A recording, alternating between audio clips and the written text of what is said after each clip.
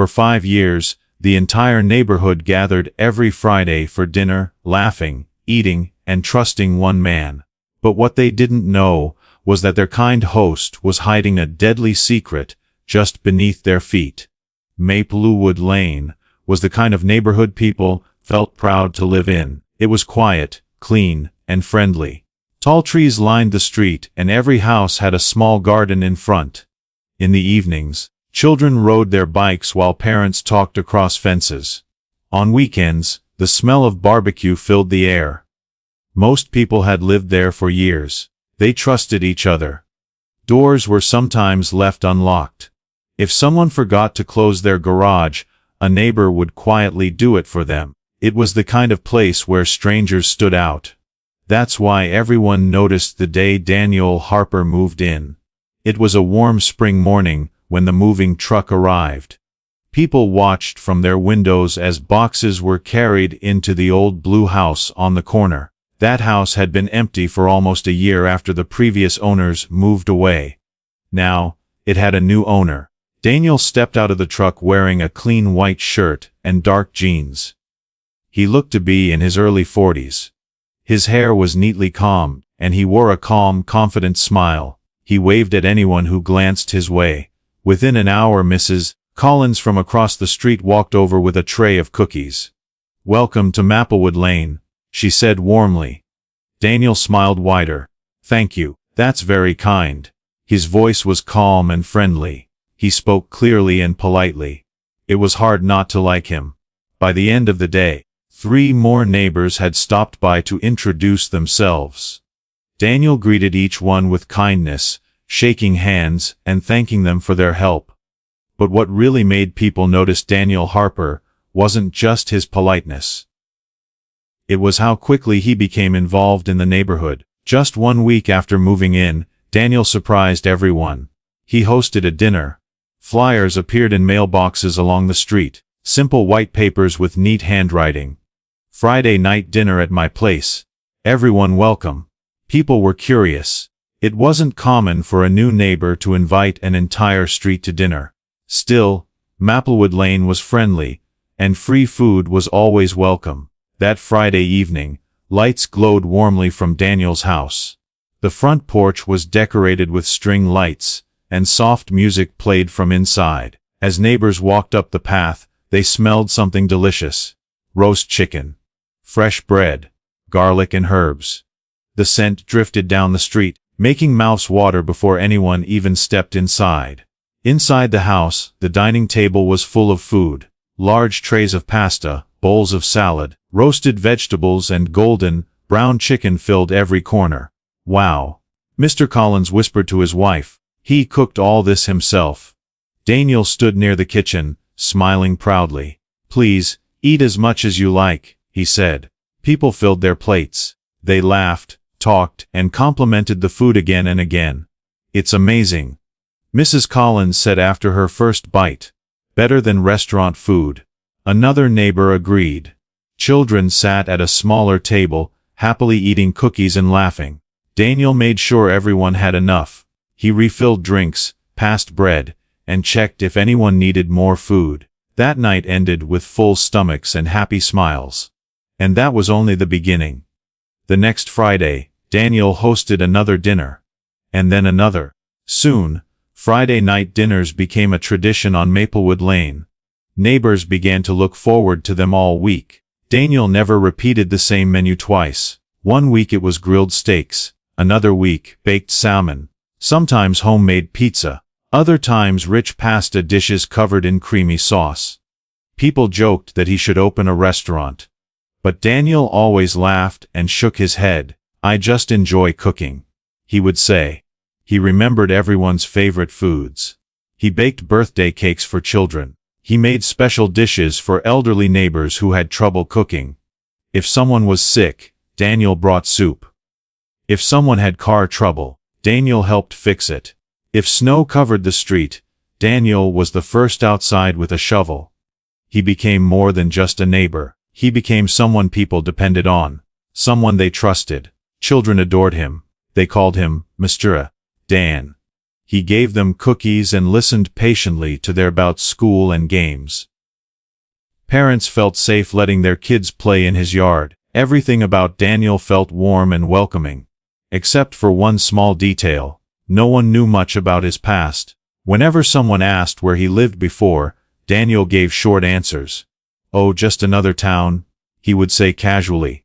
If asked about family, he smiled politely but never gave details. No wife, no kids. He always changed the subject quickly. At first, people didn't think it was strange. Some people preferred privacy, and Daniel was so helpful, so kind, that no one wanted to question him. Still, a few neighbors noticed something odd. Daniel never invited anyone into certain parts of his house. Especially the basement. The basement door stayed locked at all times. If children wandered too close, Daniel gently guided them away. "That area's messy," he would say with a smile. "Not safe for kids." Everyone accepted his explanation. After all, why would they doubt him? For 5 years, the dinners continued. 5 years of laughter, 5 years of trust. 5 years of friendship built around shared meals. But trust can hide secrets, and secrets can hide danger. The first crack in Daniel Harper's perfect image appeared on a cold October night. The night one guest never made it home. The cold October night arrived faster than anyone expected. Leaves covered Maplewood Lane in shades of red and orange.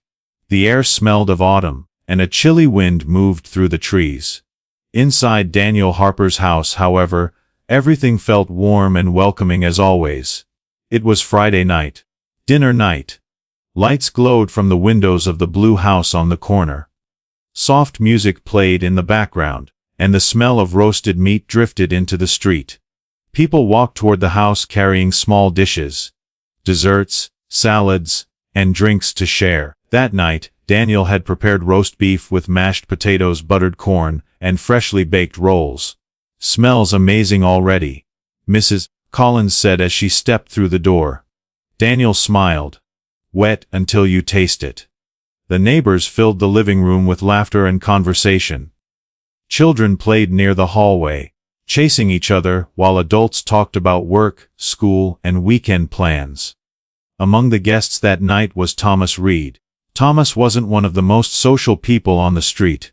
He lived alone 2 streets away and worked long hours as a delivery driver. Most nights, he came home late and kept to himself. But Daniel had invited him personally earlier that week.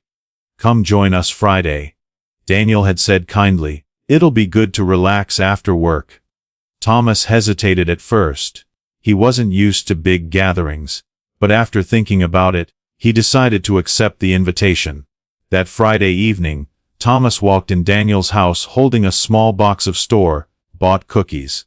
"Hey, everyone," he said quietly.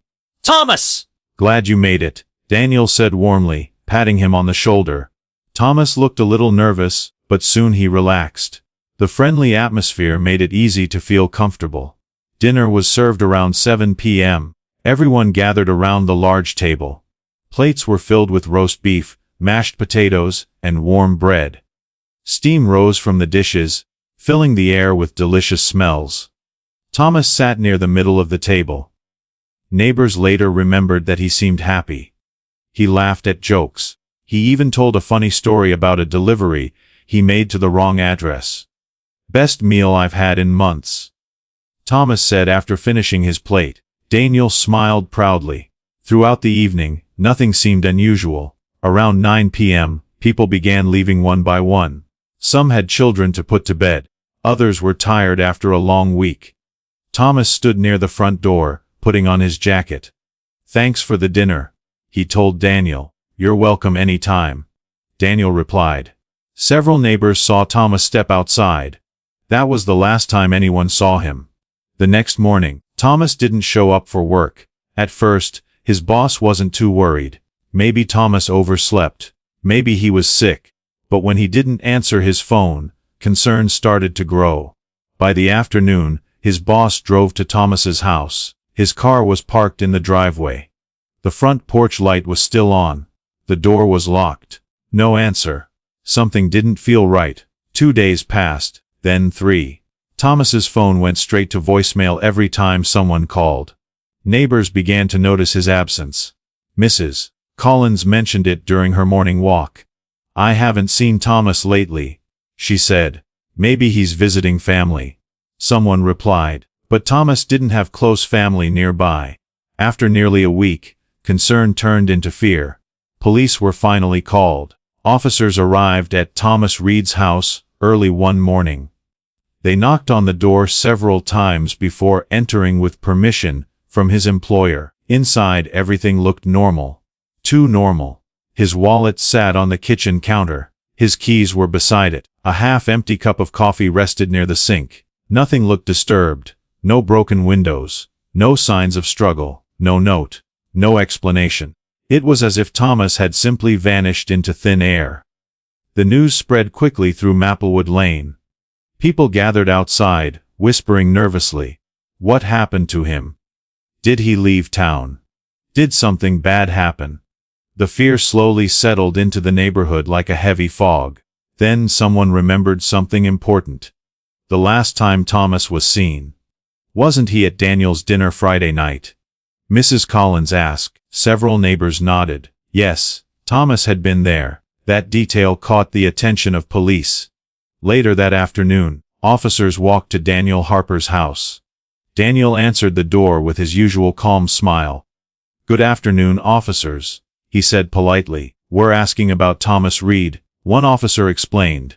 Daniel nodded calmly. "Of course, he was here Friday night for dinner."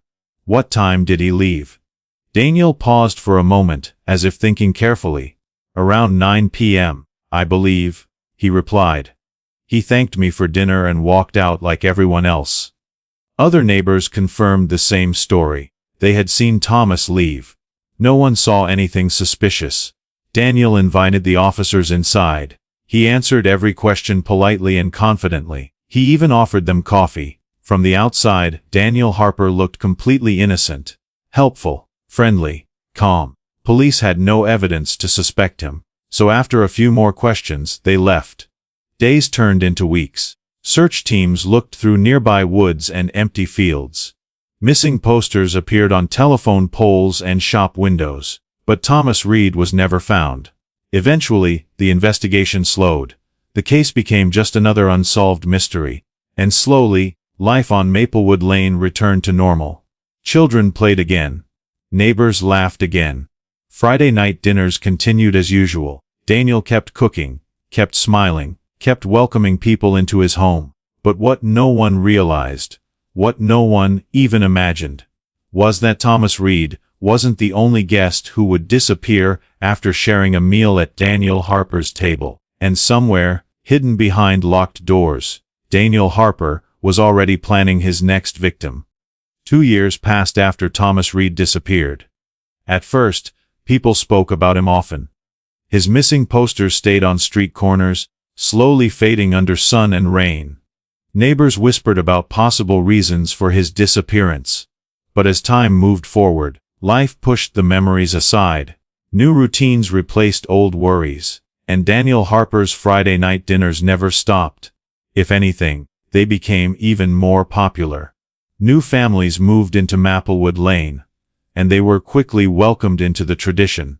Daniel greeted them with the same warm smile he had shown everyone else years before.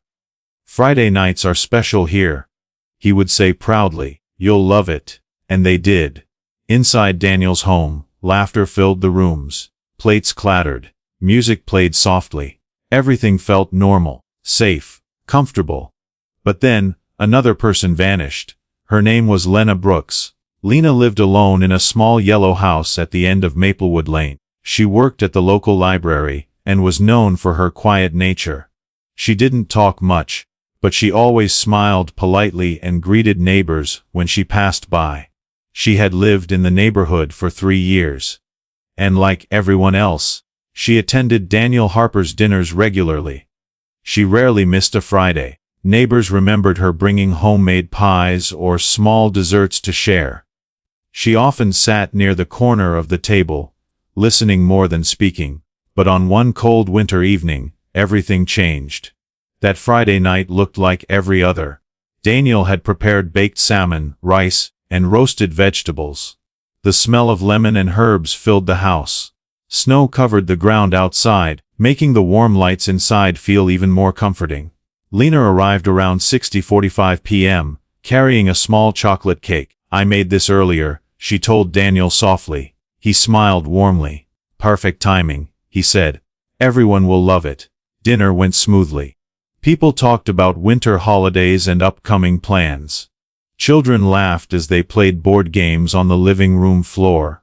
Neighbors later remembered Lena laughing quietly at a joke Mr. Collins told. It was rare to hear her laugh, which made the moment stand out in their memories. Around 9 p.m., guests began putting on coats and preparing to leave. Snow had started falling again. Some neighbors left together, walking carefully along the icy sidewalk. But Lena left alone. At least, that's what everyone believed. The next morning, Lena didn't show up for work at the library. At first, her coworkers assumed she was sick. But when she missed the next day as well, concern began to grow. By the third day, the library manager called police. Officers arrived at Lena's home that afternoon. The front yard was quiet. Snow covered the steps, untouched. Inside, everything looked normal. Her purse sat on the kitchen counter. Her coat hung near the door. A book lay open on the living room table, as if she planned to return to it soon. There were no signs of struggle, no broken windows, no forced entry, just like Thomas Reed's home 2 years earlier. It looked like Lana had simply disappeared. News spread quickly through Maplewood Lane. Fear returned to the neighborhood. This time it felt stronger, heavier, because now there were 2 missing people. Mrs. Collins sat at her kitchen table, shaking her head. "First Thomas, now Lena," she whispered. "It can't be a coincidence." Her husband replied quietly. Still, no one spoke the thought that was slowly forming in their minds. Not yet. Police began a full investigation. Detective Maria Lopez was assigned to the case. Maria was known for being patient and observant. She didn't rush to conclusions. Instead, she carefully studied details that others ignored. When she first arrived at Lena's home, she walked slowly through each room. Everything looked peaceful. Too peaceful. Maria noticed small details. The untouched snow outside, the carefully placed belongings, the silence. It reminded her of another case she had read recently. A missing man. Same area. Same strange disappearance. Later that night, Maria returned to the police station. She opened old files and began searching through records. It didn't take long before she found it. Thomas Reed. Missing person. 2 years earlier, Maria read every detail carefully. She studied timelines, locations, witness statements. Then she noticed something that made her sit up straight. Thomas Reed had last been seen at a Friday night dinner. At Daniel Harper's house. Maria leaned back in her chair, thinking. She opened Lena Brooks's file again. Witness statements confirmed Lena had also attended dinner that same Friday. Same house. Same host. Same time frame. Maria grabbed a red pen and circled one name. Daniel Harper. She stared at the paper in silence. 2 missing people. 2 separate years. Both last seen at the same place. At the same dinner table. At first glance, Daniel Harper looked like the perfect neighbor. Friendly. Helpful. Generous. But Maria had worked enough cases to know something important. Sometimes the kindest faces hide the darkest secrets. The next morning, Maria drove to Maplewood Lane. She parked across the street from the blue house on the corner. From her car, she watched quietly. Daniel stood outside, watering plants near his porch. He waved at passing neighbors and smiled as children rode bikes nearby. He looked completely normal, completely harmless. But Maria didn't trust appearances. Not anymore. As she watched Daniel Harper laugh and greet neighbors, one thought echoed in her mind. This man knows something. And for the first time in 5 years, someone was finally looking closely enough to uncover the truth. Detective Maria Lopez didn't act immediately. She knew cases like this required patience. Rushing without evidence could ruin everything, so instead of accusing Daniel Harper, she began quietly watching him. For several days, Maria drove past Maplewood Lane at different times, sometimes in the morning, sometimes late at night. Every time Daniel looked the same, calm, friendly, perfect. He waved at neighbors, carried groceries, and even helped an elderly man fix a broken mailbox. From the outside, nothing about him looked suspicious. But Maria couldn't ignore the pattern. 2 missing people. 2 separate years. Both last seen at his dinner table. That wasn't coincidence. That was a warning. Maria began speaking to neighbors one by one. She asked simple questions, careful not to alarm anyone. How often do you visit Daniel's house? Have you noticed anything unusual?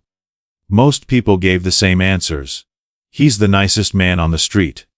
He cooks for everyone. He helps whenever we need him.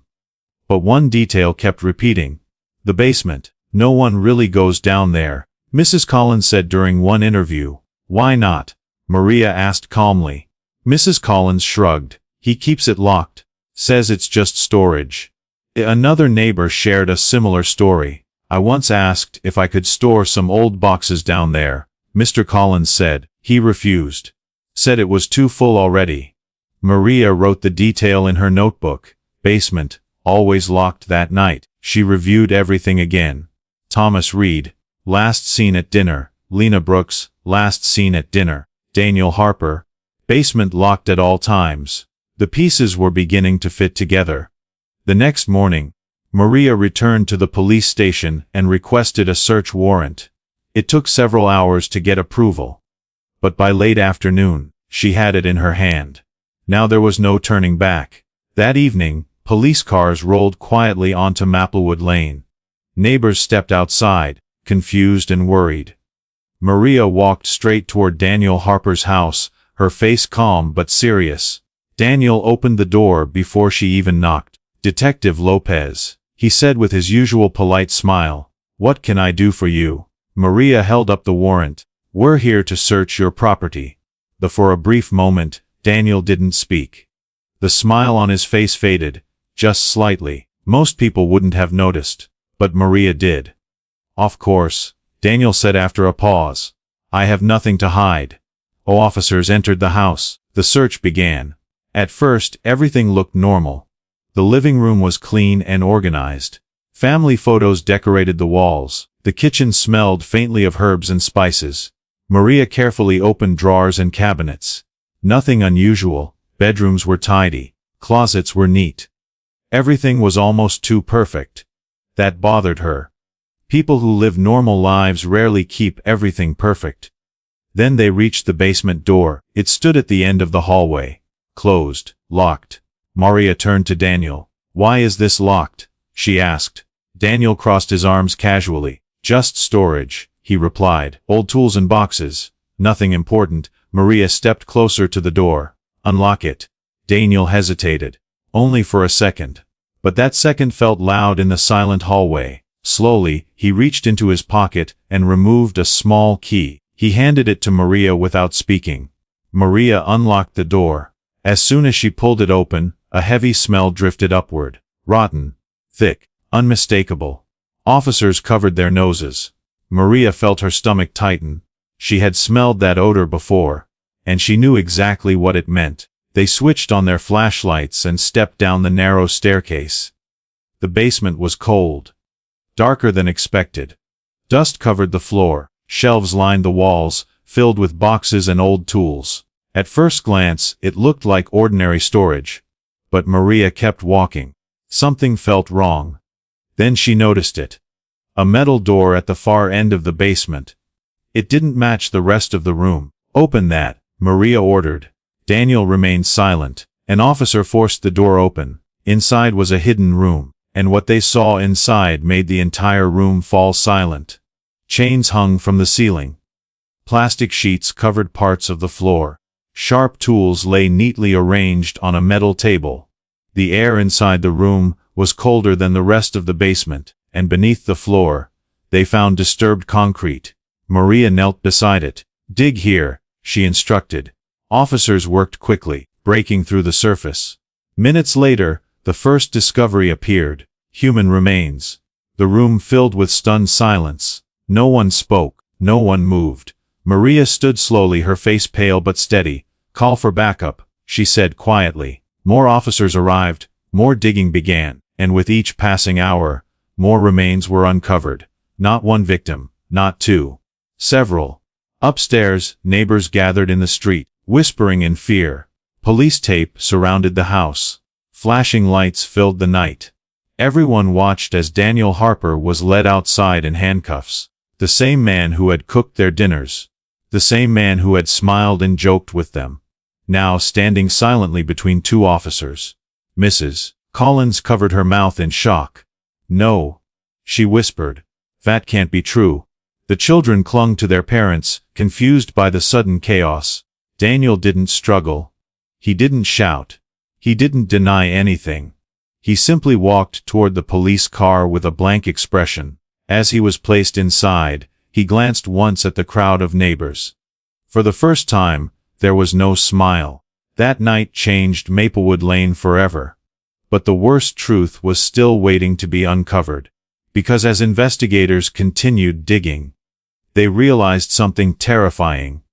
There were more victims than anyone had imagined, and Daniel Harper's story was far darker than anyone could have guessed. The night Daniel Harper was arrested, Maplewood Lane did not sleep.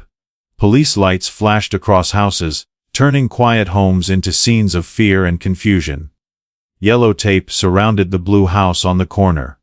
Officers moved in and out, carrying boxes filled with evidence. Neighbors stood in small groups along the sidewalks, whispering in shock. Some cried. Some stared silently at the house, unable to believe what was happening. Mrs. Collins sat on her front porch, wrapped in a blanket, her hands shaking. "He fed us," she whispered. "We trusted him." No one knew how to respond. The man they welcomed into their lives, the man who cooked meals, helped shovel snow, and laughed with their children, was now sitting in a police car, accused of terrible crimes. And what investigators discovered next made the situation even more horrifying. For days, the digging continued. Officers worked carefully in the basement and backyard. Forensic teams documented every detail. The air around the blue house grew heavy with tension. Neighbors avoided looking in that direction. But they couldn't ignore the truth. One by one, victims were identified. The remains found in the basement belonged to 7 people. 7. Not just Thomas Reed. Not just Lena Brooks. There were others. People who had vanished years before Daniel Harper ever moved to Maplewood Lane. Some were from nearby towns. Others were from places far away. Each had one thing in common. They had trusted Daniel Harper.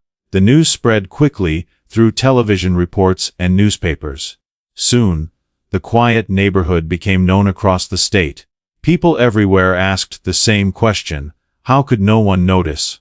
Meanwhile, Daniel Harper sat in a cold interrogation room at the police station. Detective Maria Lopez entered the room slowly, carrying a thick folder of evidence. Daniel looked calm. Too calm. He sat with his hands folded neatly on the table, staring straight ahead. Maria placed the folder down in front of him. "We found them," she said firmly. Daniel didn't respond. She opened the folder and slid photographs across the table. One by one, each photo showed evidence from the basement: chains, tools, buried remains. Maria watched Daniel closely. Finally he spoke, not with fear, not with regret, but with something far more disturbing. "Pride. I suppose you figured it out," he said quietly. Maria felt a chill run down her spine. "Why?" she asked. "Why did you do this?" Daniel leaned back in his chair, his expression cold. For a moment, he stayed silent. Then he began to speak, and what he said shocked everyone in the room. Daniel confessed to everything. Not because he felt guilty. Not because he was sorry, but because he wanted attention. He explained that years ago, he had moved from town to town, living under different names. He built friendships easily. He gained trust wherever he went. Then he chose victims carefully, slowly, patiently. Sometimes he waited months before acting. Sometimes years. "I liked watching them trust me," he said calmly. "It made things more interesting."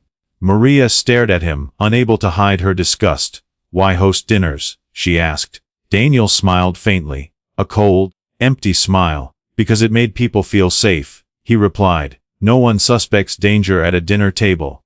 He paused, then added something that would haunt investigators forever. I liked watching them eat the food I cooked, knowing they trusted me completely. The room fell silent. Even experienced officers felt disturbed by his words. Daniel spoke without emotion, describing events as if they were simple daily tasks. There was no sadness in his voice, no regret, only satisfaction. When news of his confession reached Maplewood Lane, the neighborhood fell into deep shock. People replayed memories in their minds. Every dinner, every laugh, every friendly conversation. Now, those memories felt twisted and frightening. Parents worried about their children. Neighbors questioned their own judgment. How did we not see it? Mr. Collins asked one evening. But there was no simple answer. Daniel Harper had hidden behind kindness, behind generosity, behind trust, and that made his crimes even more terrifying. Months later, Daniel Harper stood trial, courtrooms filled with reporters and victims' families. The evidence was overwhelming. Photographs, witness statements, confessions. The verdict came quickly. Guilty. Daniel Harper was sentenced to spend the rest of his life in prison. No chance of freedom, no chance to harm anyone again. But even after justice was served, the damage remained. The blue house on the corner stood empty for years. No one wanted to live there. The windows stayed dark. The yard grew wild. Weeds pushed through cracks in the driveway. Children avoided walking past it. Even adults crossed the street to stay away. Eventually, new owners bought the house and rebuilt it completely. Walls were replaced. Floors were torn out. The basement was sealed and redesigned. But no amount of rebuilding could erase the past. Maplewood Lane was never the same again. Some families moved away, unable to forget what happened. Others stayed but locked their doors at night, something they had never done before. Trust had been broken, and fear had taken its place. Years later, people still talk about Daniel Harper. Not just because of what he did but because of how easily he fooled everyone. He smiled. He cooked. He shared meals. He built friendships. And for 5 long years, an entire neighborhood sat at his table laughing, talking, eating, never realizing they were sitting beside a killer. And even today, one chilling question remains in the minds of those who remember. How well do you really know the people sitting at your table?